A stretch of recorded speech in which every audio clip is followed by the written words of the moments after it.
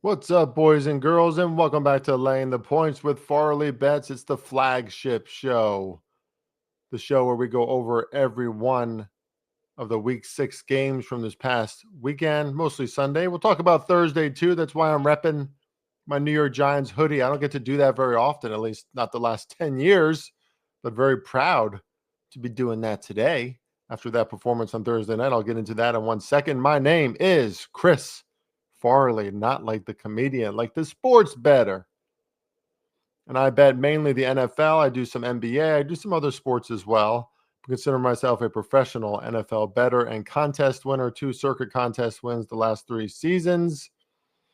And great to be back with all of you to recap all of these week 6 games. Hopefully, you've been checking out my other 2 shows. On Wednesday, we just talk about contests, and I usually have a great guest on. And then Friday is the analysis and leans, my picks, so to speak, on every game, where you can at least try to get an idea of what my official plays are. If you would like my official plays, my top plays, go to farleybets.substack.com. Love Substack. Substack has changed the game for me in the way that I am able to write and present, the way that I look at sports betting, and the psychology of it all. Everything for me is on sports or on Substack. You can also go to Sports Memo to get my plays by the week or by the game. But for a full season, I would suggest Substack.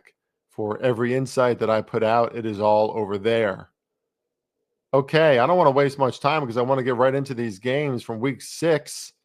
Not as shocking or effective in Circus Survivor, right? Not as many were kicked out this week. A lot of predictable results, even games like the Rams and the Ravens, where the Ravens hung around at first. Rams pull it out. Colts pull it out in a close game against the Cardinals. Saints pull it out, or I'm sorry, the Patriots pulled it out in a close game against the Saints. So not as many shocking results or surprising results. So not as much of an impact on Circus Survivor. I'm still in it, 2 entries. Very excited about that. That is as much a part of my week every week from a strategic perspective as anything else, because there's $18 million on the line at Circa Survivor. So get over there and become part of that contest. And Circa Millions. Circa Millions is the one I've won the last twice the last 3 years. But that's against the spread. It's a lot harder. I kind of suck in it this season. It's hard to do a good every year. It's hard to perform at a high level every year. You got to win at about 70% against the spread to win that contest. And last season I went 19-1 in the third quarter to win the third quarter contest. That's also really hard to do. Definitely a little bit of luck in there. But Circa Millions is awesome, but it's much harder, right? Circa Survivor is very hard too. But I've won many Survivor contests in my life. Happy to be on to week 7 because the NFL is always hard. And of course, there were some losses or some entries that got kicked out this week, but not as much as usual. Let's get to these games. And I have to talk about the Thursday night game because I haven't talked about it yet.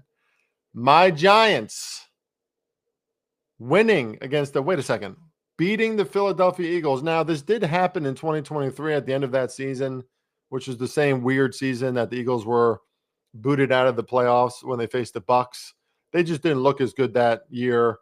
Obviously, last year was almost a flawless season for the Eagles, but for a long time now, the Giants are, the not even a little brother. Like in the NFC East, they're a joke, right? And the Eagles are the perennial playoff team, along with the Cowboys in there. Now here comes Washington, but Giants not really thought of for a long time now, really since the Eli Manning era. Well, not so much last Thursday, and it was the start of a weekend of celebration for me, which I won't get into because I don't like to get too personal about my life. But what a start to my weekend.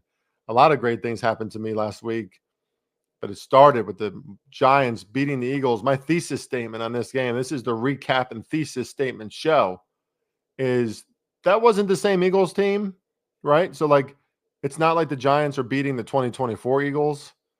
At the same time, this was a really important win for the New York Giants franchise, because when you beat the Super Bowl champs, when you beat that team that has always beaten you no matter what, right? The ball just kind of bounces their way. They always do a little bit more. They're just a little higher level. But the Giants kept punching back on Thursday Night Football, kept answering in that game. They were better in total yards. They're better in first downs. And I do believe that a culture change like this, that Jackson Dart and Cam Scatterbo, who is just as much a part of that culture change as anything else. I mean, he is a fun guy to watch. The team rallies around him. He's like easy to kind of make fun of, right? Like one of the players is like, he's genuinely an idiot, right?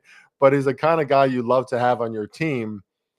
And this culture shift, to me, I do believe it reverberates across an organization. Like I do believe that Brian Burns, that Dexter Lawrence, that guys on defense, right? Cordell Flott, the guy that got the interception, almost took it back all the way, but really changed the game. The Eagles didn't have a comeback in that moment. I do believe that players perform at a higher level when there's a cultural shift because you're seeing it, right? It's just like when you're at work and it might not be your boss, it might not be your project team that you're a part of, but you see them kind of high-fiving or celebrating a win or talking really positively, like getting amped up, and you all have the same mission, right? You're all ultimately on the same mission, the same team, and it gets you fired up. It's like, okay, well, things are going well, man. Like these things spread throughout the organization, and this is what the Giants need right now. They have not had entertaining players on their team since the Eli Manning era. And of course, Odell was in there. Of course, Saquon was on the team for a little while, but he was never getting enough blocking. Odell was kind of towards the end of the Eli Manning era. But as far as pure entertainment goes, Jackson Dart and Cam Scatterbo bring it every week. I love to see it. I love to see just a team that fans of the NFL want to watch, because that hasn't been the case for the New York Giants for a very long time. And I think that is shifting now. If the Giants can just sack the quarterback a little bit, and if they don't turn over the ball, then they're a dangerous team. They're not a Super Bowl team. They're probably not a playoff team. That's a little crazy to say, that they still have plenty of flaws on their roster. Offensive line played really well in that game. Obviously, no Jalen Carter for the Eagles and no Landon Dickerson on the offensive side. Their O-line was a big deal, right? This isn't quite the same Philly team. It's not the same defense, but it's still an impressive win for the Giants. The Eagles have to stay healthy, though. Just talking about the Eagles for a second, they can't afford unlike before when they had unbelievable depth, they don't have that depth anymore. So they can't keep managing more injuries, right, to the Jalen Carters, to the Landon Dickersons. If there's a few more of those, this is a different team. And again, we're seeing how Jalen Hurts really can hold up the entire roster if they don't have a run game and if they don't have the same health, right? So, he missed a few balls. That's not surprising to me. But if you look at the market and the way they're handling the Giants right now, they were plus 8-point underdogs on the road at Denver next week. That's already down to plus 6.5. So the market is seeing it. The Giants are a little feisty right now, and I love to see it. Probably talked a little too much about the Giants, but I'm excited. I never get to do that. Denver at New York. It wasn't at New York because it was overseas. It's hard to downplay how bad the Jets were offensively in week 6. That's my thesis statement in this one. The Broncos defense was phenomenal. 9 sacks and only allowing 82 yards. It's still an NFL team, right? And to play that sort of defense is really impressive. The Jets did play better defensively, but it's a weird spot for Denver, especially off a big win against the Eagles the week before. I guess I need to rewatch this game because I didn't see most of it. I was traveling at the time. But I would not be surprised if Aaron Glenn was gone very soon from the Jets. It's not a good look. He doesn't look like he's in control of this team. I didn't like the hire. Certainly don't like Justin Fields as like their flagship leader. And there we go. Like nothing that surprising, but it's worse than I thought. Cardinals at the Colts. Thesis statement here is Jacoby Brissett is a great example of what the Cardinals can look like when they have a semblance of leadership. Right? Brissett's been all over the league. He's stoic. He's experienced. Just like a big guy, a serious guy, like a player who other players can look up to. They outgained the Colts in this game. Brissett, 320 yards through the air, 3 carries for 6 yards a carry. This was a competitive game. The Colts easily could have lost this game. The Daniel Jones regression is starting to happen a little bit. If you watch him, it's just nothing really jumping off the page. Made a few really good throws, made a few bad throws, just kind of managing the game a little bit more now. And now that kind of the honeymoon phase is over, I think we're going to see a lot more of that from Daniel Jones. Just getting a little more underwhelming by the week. Arizona is more dangerous with Jacoby Brissett right now, in my opinion. They just need leaders on that team. And I hope he plays next week because I think they'll be dangerous against the Packers. And they're almost 7-point underdogs already. That's a position I'm probably going to look to take. Something to note if you're listening to this. I'm not giving out as an official play on this podcast, but there's a little free insight for you. Also, something to note, the Cardinals, although they've lost 4 games in a row now, they've only lost by 1, 3, 1, and 4-point margins. So they play it close. And again, I think I trust Brissett more than Kyler Murray. Either way, I don't think the line changes that much for me. So this is a good team as a dog. I think it's an interesting team to take next week. I don't trust the Cardinals, but I don't trust them even more when Kyler Murray's out there. I just don't think he's generating, like, you look at the energy of like a Jackson Dart and a Cam Scannabo. I don't think Kyler Murray brings any energy now any week. He's talented. He's individually talented. That's it, right? He's kind of like an NBA player who just doesn't ever seem to care that much, and that's not good for a locker room. Rams at the Ravens. Thesis statement here is, we knew this already, but it is fascinating to see how little offense the Ravens can generate without Lamar Jackson. Like, we already knew that their offensive weapons were weak, but it's really evident how much they need Lamar Jackson to get that offense going. They just don't score without him. They don't generate a lot of yards. I mean, 3.9 yards per play in this game from the Ravens, just bad. And they had a good game plan on the ground, 170 yards, 79 yards on the ground, and they controlled time of possession, 37-22. And it was a weird game for the Rams, weird game for Matthew Stafford, but it did feel like a let's win and get home kind of situation. It was a blustery, ugly day in Baltimore. So just one of those games where I'm not thinking much about the Rams, but you couldn't help but notice what a different team this is. Of course, with all the Ravens injuries, but like Lamar Jackson is just such an unbelievable talent that he completely transforms that offense. And it's a bad operation without him. I mean, he is a true example. Like when we talk about betting in the marketplace and how much these players mean and how much most players don't mean a lot at all. Like not even half a point of line value, but Lamar is a true 7-8 point value for the Ravens. No doubt about it. Browns at the Steelers. We're not surprised to see the Browns lose. We did have the Browns as a pick.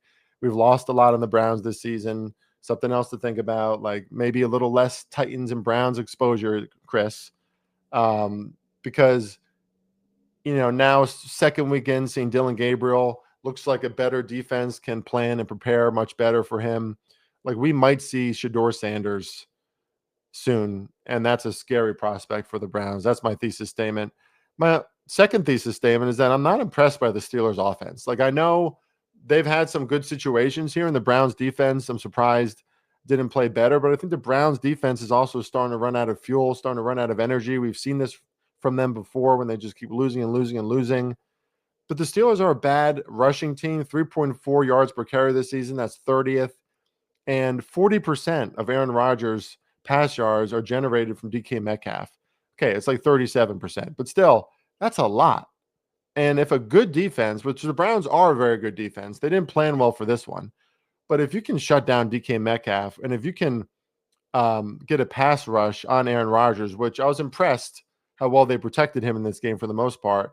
Again, I think the Browns defense is starting to play down a little bit now.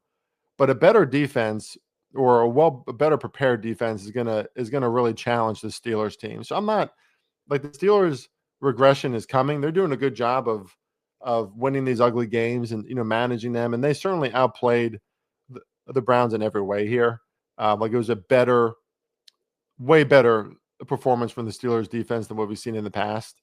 Browns just 6 for 17 on third downs, and the Browns generated almost no push on offense at the line of scrimmage, right? And that's a huge part of what happened here in this game. Just Dylan Gabriel, no help from the run game, which is now Like Kinshawn Jenkins looked good in previous games, but now teams can plan against him a little bit more. Just not a good look for the Browns. Everything's going downward. I wouldn't think extremely highly about the Steelers either, though. Seahawks at the Jaguars. This is the game we saw coming, but I didn't bet it enough. We had a teaser on the Seahawks. Obviously, that was like a lock. Never in doubt as they led for most of this game. But I had the Lions on the other side of that teaser, Lions plus 8.5. So that's pretty disappointing that I didn't win more money on the Seahawks because I thought they were going to win all week. I took them in circa. And just on the Jags, like I like Liam Cohen, but he is a very emotional guy. And it's very hard to go from that locker room celebration and those raw emotions, a big win against the Chiefs, then on a short week to beat a good team like Seattle, who's off a loss, right? Those are the situations where I think you can still look at the Jags and expect that it's probably not going to be that buttoned up. Trevor Lawrence, again, very pedestrian outing. Pretty even game, pretty ugly game. Seattle just did a little bit more. Chargers at the Dolphins. I watched most of this game because I had the Chargers in Survivor, and like what a sweat that was. It wasn't great. My thesis statement is the Dolphins aren't as bad as the market thinks. I thought they fought really hard in this game, but the Chargers also aren't as good. I mean, there were moments where the Chargers defense could not stop Miami's offense. I think Miami got something like 10 or 11 first downs on their last two drives. So Miami was moving the ball. They figured something out. I thought Mike McDaniel had some good play calling in that game.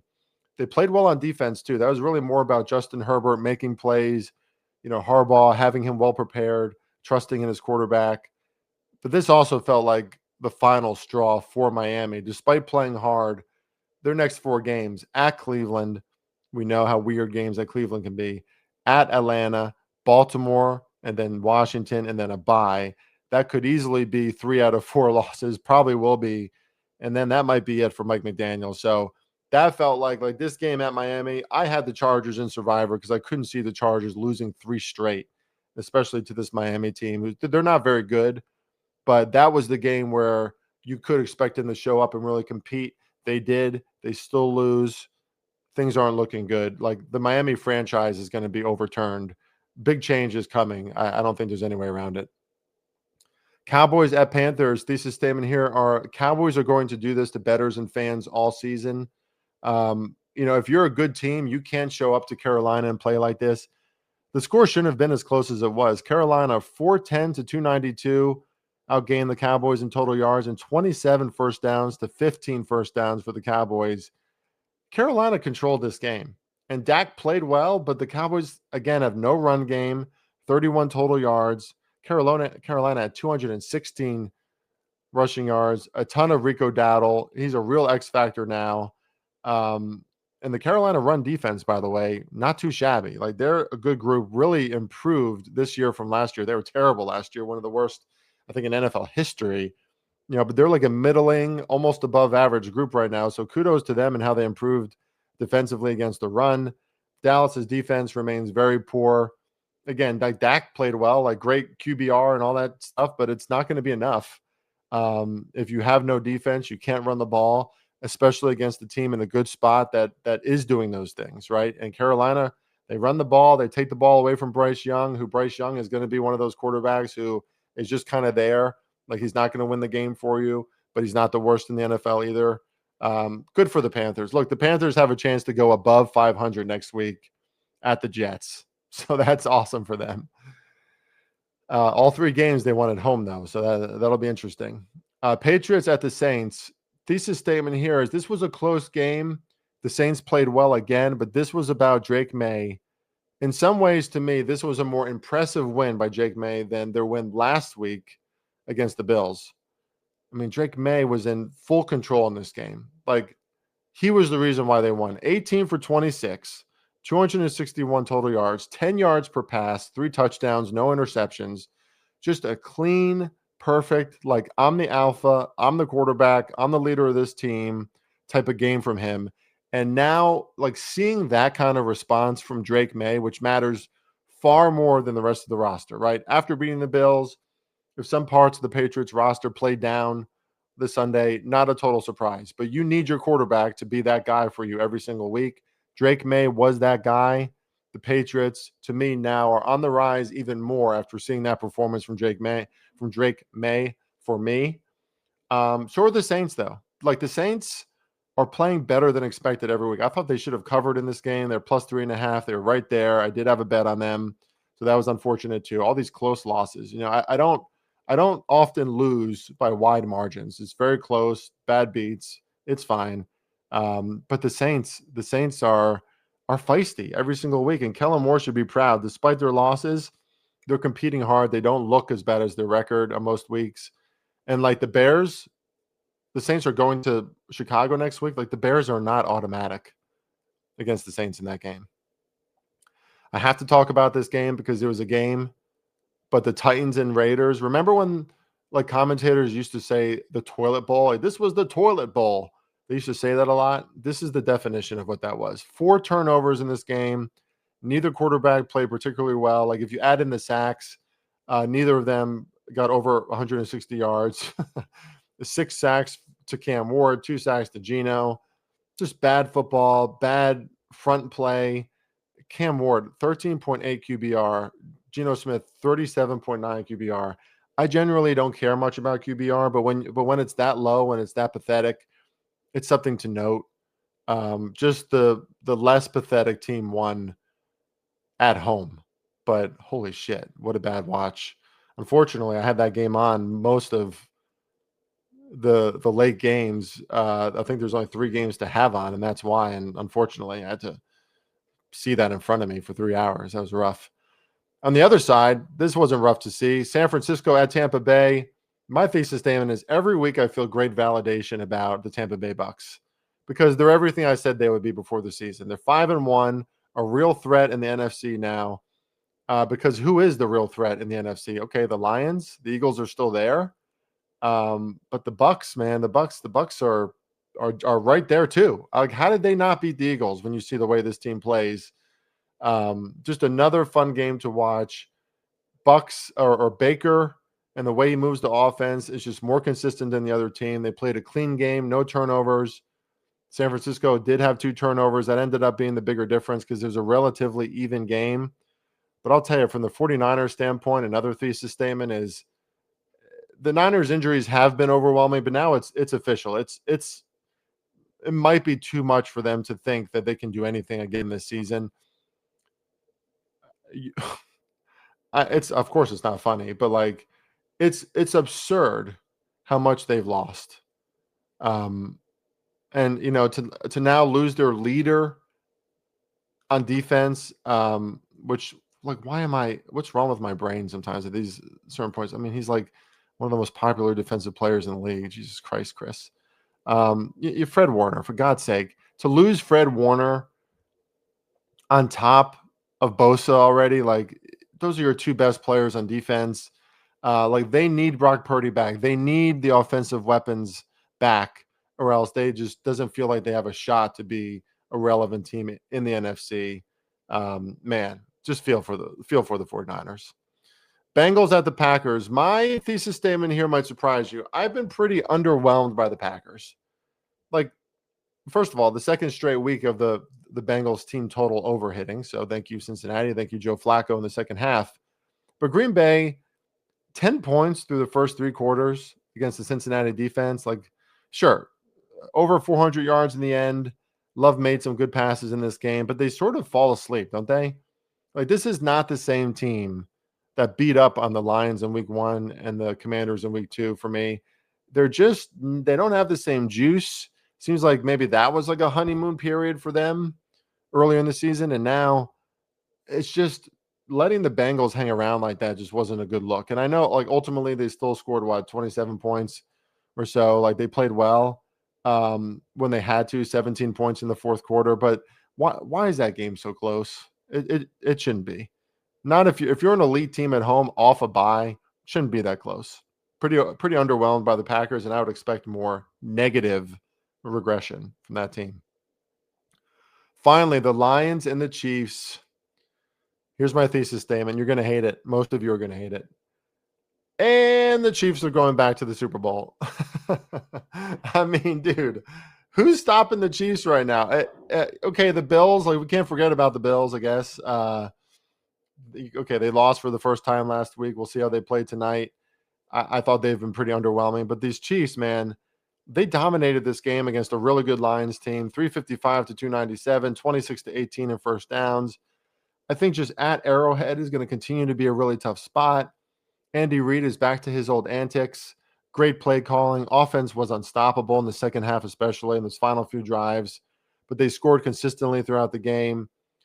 Isaiah Pacheco looks good. He's back and healthy. Nearly everyone's healthy. Rashee Rice is coming back next week off suspension. Travis Kelce's still not the same, but he can do enough as long as everyone else is healthy.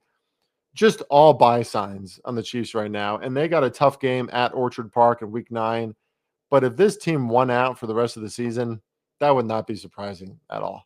Like if they go right back to the Super Bowl, keep winning, I'm not surprised.